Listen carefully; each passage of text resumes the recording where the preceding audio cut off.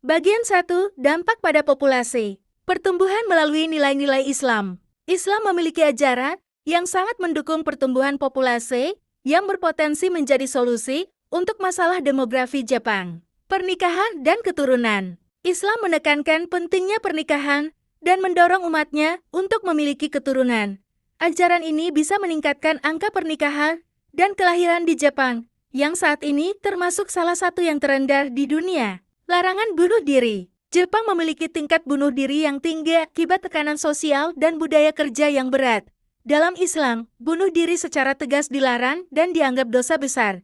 Jika Islam menjadi mayoritas, nilai-nilai ini dapat membantu menekan angka bunuh diri di Jepang, memberikan dukungan moral, serta mengedepankan solidaritas komunitas untuk membantu individu yang mengalami tekanan mental. Dampak positif. Dengan meningkatnya angka kelahiran dan berkurangnya angka bunuh diri, populasi Jepang dapat bertambah secara signifikan.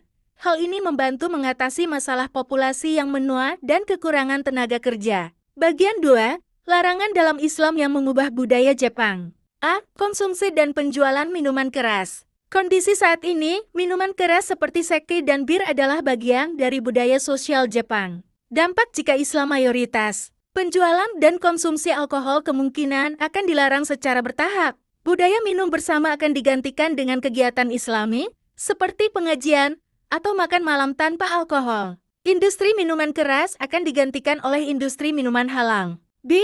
Judi. Kondisi saat ini, judi legal di Jepang, seperti pachinko dan lotre, menjadi sumber hiburan sekaligus pendapatan negara. Dampak jika Islam mayoritas, semua bentuk perjudian akan dilarang digantikan dengan hiburan produktif seperti taman rekreasi atau pusat pendidikan. C. Pelacuran dan eksploitasi seksual. Kondisi saat ini, pelacuran sering dilegalkan melalui hostess club dan love hotels. Dampak jika Islam mayoritas, semua bentuk eksploitasi seksual akan dilarang, mendukung penghormatan terhadap perempuan. D.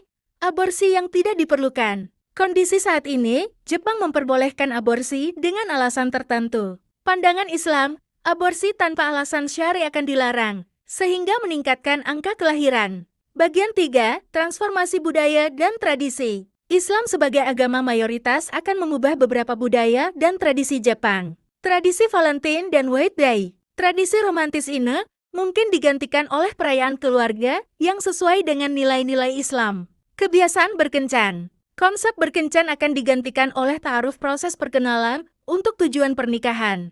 Tradisi hikikomori. Islam mengajarkan pentingnya komunitas dan interaksi sosial. Dengan pendekatan berbasis agama, masalah hikikomori dapat dikurangi melalui kegiatan masjid dan program sosial berbasis komunitas. Bagian 4, dampak pada ekonomi dan pariwisata. Industri halal akan tumbuh pesat, mencakup makanan, kosmetik, dan keuangan syariah. Pariwisata halal. Jepang akan menjadi tujuan wisata ramah Muslim dengan fokus pada fasilitas halal dan tempat ibadah. Transformasi ekonomi. Industri yang bertentangan dengan syariat Islam, seperti perjudian dan alkohol, akan digantikan oleh sektor baru yang sesuai dengan nilai-nilai Islam.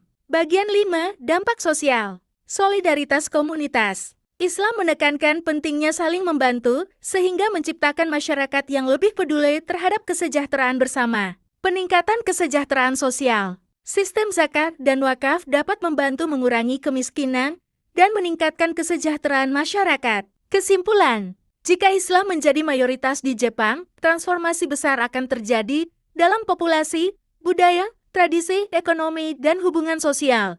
Walaupun ada tantangan dalam adaptasi, perubahan ini berpotensi menciptakan masyarakat Jepang yang lebih harmonis, berorientasi keluarga, dan sejahtera secara moral maupun ekonomi.